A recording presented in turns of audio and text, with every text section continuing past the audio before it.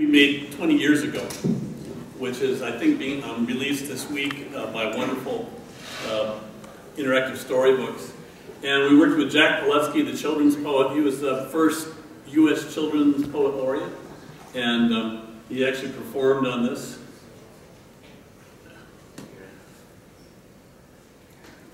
And it's from his book, New Kid on the Block. My baby brother is so small. He hasn't even learned to crawl. He's only been around a week. And all he seems to do is bawl and wiggle, sleep, and leak. So we did this book in black and white. It was the next step of a living book, which we're studying for a little bit younger audience. And I was inspired because my own kids were having to learn poems to recite in school. And then I thought, well, it'd be fun to do an interactive storybook. That's why and the safety pins are so that you can read one line at a time. My baby brother is so small. If they were learning it. But in every word, in living books, all the pictures were alive. But the picture is not alive here. The only thing that's alive here is the text. And so when you look at a word, you get animations that are related to it. And to around, let's see, wiggle, leak.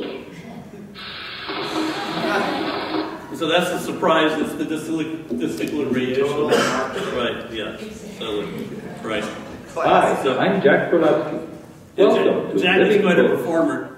So he actually sang and did a lot of the pieces here. Though I'm usually a poet, today, when Tilly ate the chili, she erupted from her seat.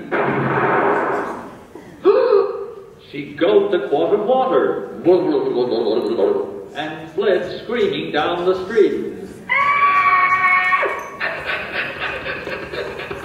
Now this particular poem has about 15 stanzas. It goes on 3 or 4 more pages. But we wanted to make it so kids could play in it individually. And what was interesting about it was that all the nouns, Tilly, I'm clicking on Tilly, identify themselves. chili, seat, quart, street. They all identify themselves. Water. And all of the verbs do their actions. Ate. Erupted. Down. So it was taking the words and putting meaning into them. And consider this is 20 years old. This was 5/12/384. Went on the very old first color Macs in schoolrooms. And by the magic of bicubic interpolation, we were able to get them to come back up to into the screens and replay. We couldn't even get to any of the original assets. We had to reverse engineer CD-ROMs, and I really appreciate my team. It was really incredible to do that. And patient. They were very patient. We put new interfaces on it, and there is a whole section for, I'll do it very quickly. There's a whole section here for teachers, resources. There's a whole 35-page thing that teachers have about how to use it in the classroom, and other poems and other pieces that go with it. There's parental tips. There's a whole set of settings where they can turn different parts of it on and off so they can have it the way they want it. And then I'm going to end with hopefully a little Pick a poem. Click on the arrows. Till you find one you'd like to hear. We'll do a sing-along. Have a poem read to you. Click Are you ready? Read to me. Yes, you're ready. Okay. Everybody? Everybody? Here come the words. We're 40 performing bananas in bright yellow slippery skins.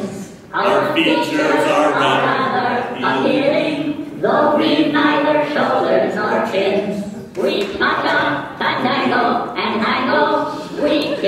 and we skip and we hop. While half of us belt out a ballad, the rest of us sing like a top. We're 40 performing bananas. We mumble, we samba, we waltz, we dangle and swing from the ceiling, then cranberry flakes on our salts. People drive here in bunches to see us. Now everyone. Our kids are not worldly renowned. We're 40 performing bananas. Come see us when you are in town.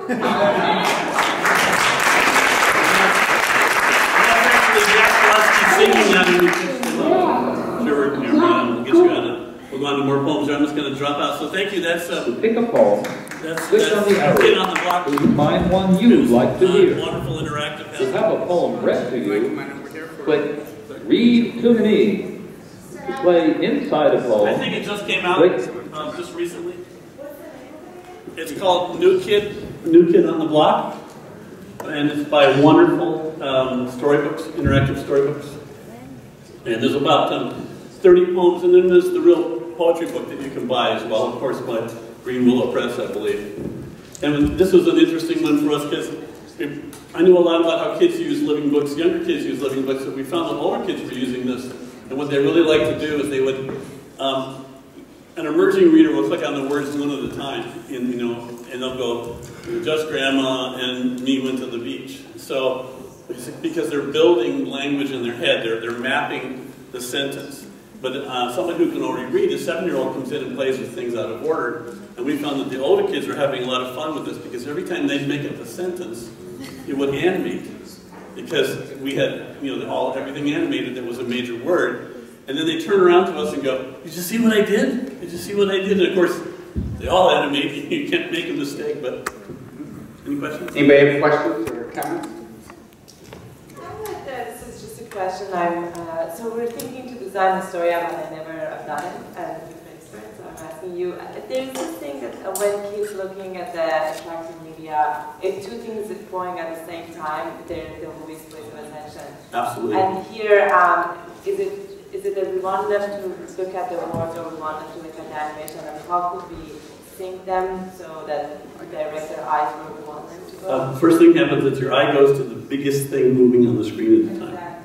So, but having two things going on at once, when I was first building living books, I was working on a product called Little Monster at School as my prototype. And I didn't know how to do the voice, so I thought maybe I'd have him be the narrator because it's in the child's voice, and he would step into the scene like from behind the proscenium arch, and he's reading the story. And it's highlighting over his head, and he's just standing there talking. And when we played it with the first group of kids, we realized that they were all looking at his mouth. Nobody was looking at the highlighted text, so then we had to have him come in from off screen, and eventually he stayed off and it read, and then when it was just that, they would follow the text. And then he would bound into the scene. It was much better animation. But they really follow whatever it is. If you want them to follow the text, you have to not have a lot of any other distraction going on. One of my standard questions is monetization. How are they doing? How do you measure how they're doing? And what are the things that work for you? How do you measure? We always figured we measured how we were doing was that we had teachers buying lots and lots of them for their classrooms with their own money.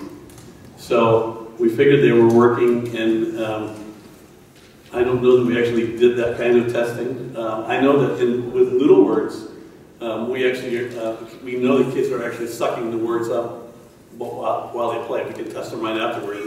They didn't know words before, and they know it after playing for 10 minutes. So there was 3 questions. I'll ask you. Okay. Yeah, one more over here, and then we'll. I like your application so much, and I like the art and the music, the animation, amazing things. One question is that is the character in the menu recording yourself? You design that person? I mean, in the menu, just like you. Is the question? You talking about the singer, the animated singer? Yeah. Oh no, that's Jack Pilecki, the poet. Yeah, and the real question is that do you have more interaction for kids in this app? Because you just attach, you see the animation, you hearing the song, but do you have more interaction make the kids into your app? Is there more interaction than what I showed you? Yeah. No. That's it. What we found that this was enough because they wanted to play it. That they liked it. They played it over and over. It was silly by throwing in those little moments of disequilibriation, the surprises where the water comes out the ears instead of puddling out on the first one. Because there's things they don't expect, it makes them want to have to click through everything to figure out what else is in there. So lasers? Yes, please. Would you like to frame it or just Vector Magic? No, just a minute. All right, Vector Magic.